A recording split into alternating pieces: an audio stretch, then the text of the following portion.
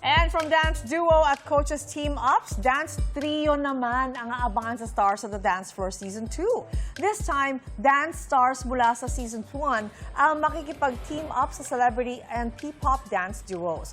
Makakasama nila Shanti Videla at Alama Jao, si JM Irevere, at Kakay Almeida naman magka-perform kasama sina Paul Salas at Calista Dense.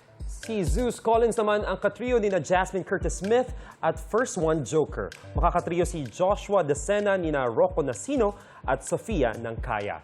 Si Vision Patrick naman ang kasama ni na Sugar Mercado at Jeremy ng Horizon. Ang kanilang powerful performances mapapanood na sa Linggo. Pahirap ng pahirap. Good luck, guys!